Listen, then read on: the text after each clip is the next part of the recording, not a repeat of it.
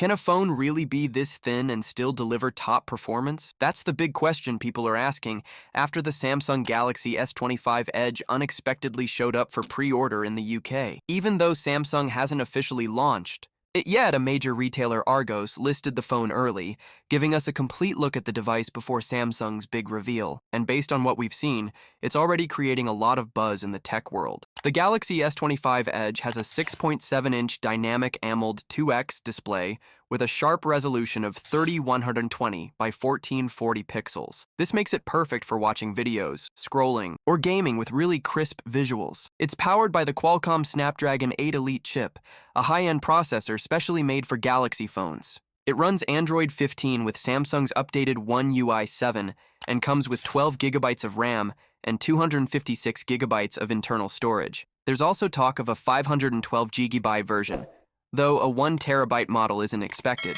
at least for now. The design is where things get really interesting. The phone is just 5.8 millimeters thick and weighs only 162 grams. That makes it one of the slimmest smartphones around. But Samsung didn't compromise on durability. It uses a titanium frame, the same one used in the Galaxy S25 Ultra, and features new Gorilla Glass Ceramic 2 for extra strength. So even though it's super thin, it still feels solid and should handle everyday use without a problem. Now let's talk about cameras. The phone has a 200 megapixel main rear camera and a 12 megapixel ultra-wide lens. On the front, you get a 12 megapixel selfie camera. The 200 megapixel sensor sounds impressive and should deliver very detailed photos, but many premium phones now offer 3 or 4 rear cameras for more options like zoom or depth effects. With only 2 lenses on the back, the S25 Edge may feel a bit limited, especially for photography enthusiasts. The battery is another area where users might have concerns. It comes with a 3,900 mAh battery. For a phone with a high-resolution screen and a power-hungry processor, that capacity might not be enough for heavy users. If you're someone who spends a lot of time watching videos or gaming, you might need to charge it more often. It does support fast charging, but only at 25 watts, which is a little slow when compared to other flagship phones that offer much faster charging speeds. As for the price, Argos listed it at $1,089 in the UK. That converts to around $1,062. But tech pricing doesn't work that simply across regions. Experts believe the US version of the Galaxy S25 Edge will be priced at around $1,149 for the 256 GB model, while the 512 GB version might be closer to $1,269. So it's clearly a premium phone sitting between the Galaxy S25 Plus and the S25 Ultra in both price and specs. So who is this phone really made for? It seems like Samsung is targeting people who care a lot about design, want a super slim and stylish phone, and are happy with high-end performance, even if it means giving up some features like extra cameras or a bigger battery. It's not quite as powerful as the Ultra, and it's more expensive than the base model, so it sits in the middle of the lineup in every way. With the official launch just days away, all eyes are on Samsung to see how they present the Galaxy S25 Edge and whether it really has a place in this year's lineup. Would you buy a super slim phone even if it meant compromising a little on battery life or camera options? Let us know what you think in the comments, and don't forget to like this video and subscribe to our channel for more smart tech updates. Why are both Samsung and Apple turning their backs on Qualcomm, the company that powers many of their devices? It might sound risky at first. After all, Qualcomm makes some of the best smartphone chips in the world. But for both tech giants, the reason is simple. Qualcomm is just too expensive. And now they're ready to walk away, even if their own solutions aren't perfect yet. Let's start with Samsung. The company has had a love-hate relationship with Qualcomm for years. Most of their phones come with Snapdragon chips in some countries and Samsung's own Exynos chips in others. But Snapdragon processors usually perform better, and fans around the world have noticed. That's why Samsung used Snapdragon chips only for the Galaxy S23 and S25 series globally. But now, Samsung plans to go back to a regional strategy. The next Galaxy S26 phones will likely be split again, with some using the new Snapdragon and others powered by Samsung's own Exynos 2600 chip. It's a 2-nanometer processor that's still in development. Due to some production issues, Samsung might only use Exynos in Europe and a few other markets for now. Still, this shows something very important. Samsung really wants to stop depending on Qualcomm and fully switch to its own Exynos chips in the future. Snapdragon might be better at the moment, but Samsung sees that as temporary. And they're not the only ones making moves. Apple is doing something very similar. They've been working for years on their own modem chip to replace Qualcomm's, and now, with the iPhone 16e, they've done it. The new Apple C1 modem may not be as good as Qualcomm's yet, but it works. And that's a huge deal. Apple's next step is to roll out this in-house modem to more iPhones. The base model iPhone 17 and the upcoming iPhone 17 Air are expected to use Apple's C1 chip. Eventually, all Apple devices will likely ditch Qualcomm modems completely. But why go through all this trouble? Because buying chips from someone else is expensive. For Samsung, using Snapdragon in every Galaxy S25 cost them around $400 million.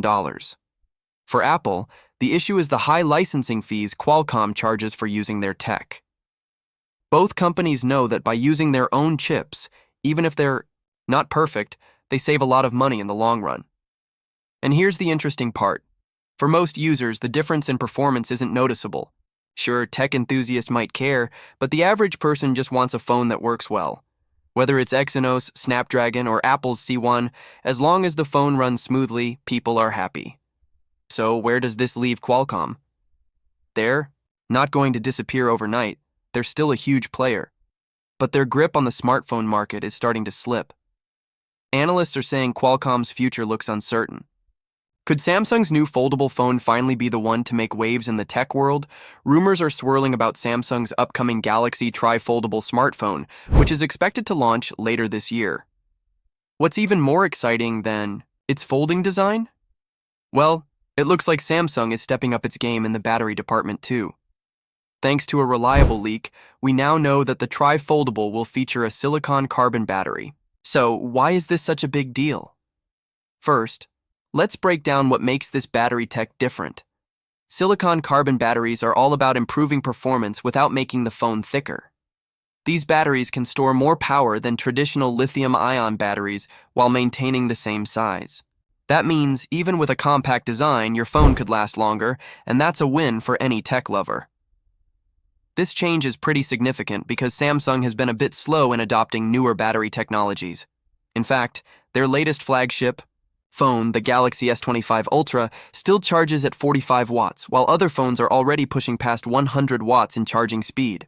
So the fact that Samsung is finally using silicon-carbon batteries in their new tri-foldable is something many have been waiting for. Now, you might be wondering, what's the catch? Well, it looks like the Galaxy tri-foldable isn't going to be for everyone.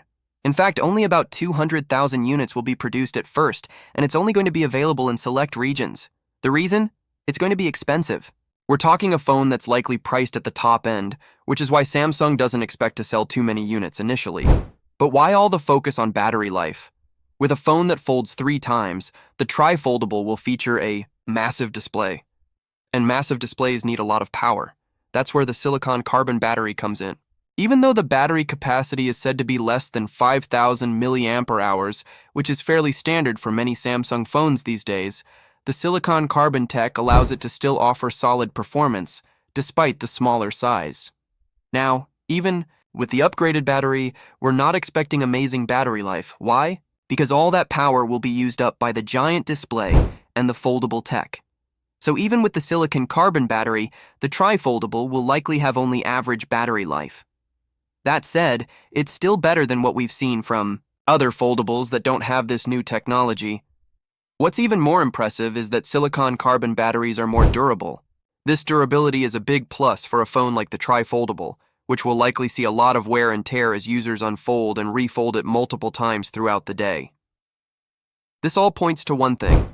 Samsung is finally making some much-needed upgrades to its battery technology. The fact that it's being applied to a foldable phone makes sense too, because foldables require a special kind of innovation to ensure they don't sacrifice performance for design. Samsung's move to silicon-carbon could very well set the stage for more foldables that offer better longevity, faster charging, and improved durability. But will the prototype pass all its tests? That's the big question.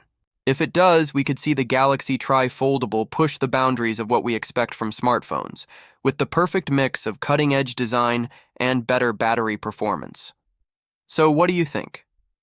Are you excited about Samsung's new tri-foldable and its silicon-carbon battery? Or do you think the price tag will be too high for most people to consider? Let us know in the comments. And if you want to stay updated with all the latest tech news, make sure to like and subscribe to the channel for more videos just like this one.